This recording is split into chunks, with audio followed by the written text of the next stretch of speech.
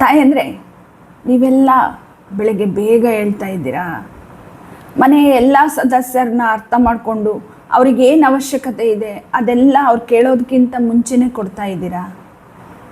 ಅವ್ರಿಗೇನು ಬೇಕು, ಏನು ಇಷ್ಟಪಡ್ತಾರೆ ಅಂತ ತಿಳ್ಕೊಂಡು ಅವ್ರು ಹೇಳೋದಕ್ಕಿಂತ ಮುಂಚೆ ಅವರಿಗೆಲ್ಲ ಬಾಕ್ಸ್ ಪ್ಯಾಕ್ ಮಾಡಿಕೊಡ್ತಿದ್ದೀರಾ. ನಿಮ್ಮ ಕೆಲಸ, ಮನೆಯ ಕೆಲಸ, ಕುಟುಂಬದ ಸದಸ್ಯರ ಬಗ್ಗೆ ಅರ್ಥ ಮಾಡ್ಕೊಳ್ಳೋದು ಎಲ್ಲವನ್ನ ಸರಿಯಾಗಿ ನಿಭಾಯಿಸಿದರೂ ಕೂಡ ಕುಟುಂಬದ ಸದಸ್ಯರ ಎಕ್ಸ್ಪೆಕ್ಟೇಷನ್ಸ್ ಎಂಡ್ಲೆಸ್ ಅಂತ ಅನ್ನಿಸ್ತಾ ಇದೆನಾ? ಎಷ್ಟು ಪ್ರಯತ್ನ ಮಾಡಿದರೂ ಸ್ಯಾಟಿಸ್ಫ್ಯಾಕ್ಷನ್ ಅಂತ ಅನ್ನಿಸ್ತಾ ಇಲ್ಲ, ನೋವು ಪಡ್ತಾ ಇದ್ದೀರಾ ಇದರಿಂದ. ಗೆಳತಿಯರೇ, ನಿಮ್ಮ ಆನ್ಸರ್ ಎಸ್ ಆಗಿದ್ದರೆ ನಮಸ್ತೆ. ನಾನು ನಿಮ್ಮ ಮಧುಮತಿ, ಮದರ್ ಪೇರೆಂಟಲ್ ಕೋಚ್.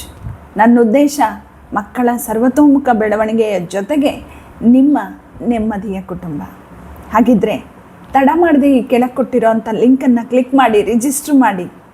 ನಾನು ನಿಮಗೆ ನಿಮ್ಮ ಎಂಡ್ಲೆಸ್ ಎಕ್ಸ್ಪೆಕ್ಟೇಷನ್ಸಿಂದ ಹೊರಗೆ ಬರೋದು ಹೇಗೆ, ಹಾಗೆ ನೀವು ಸಂತೋಷವಾಗಿ ನೆಮ್ಮದಿಯಾಗಿ ಇರೋದು ಹೇಗೆ ಅನ್ನೋದ್ರ ಬಗ್ಗೆ ಸೀಕ್ರೆಟ್ಸ್ ಹೇಳ್ಕೊಡ್ತೀನಿ.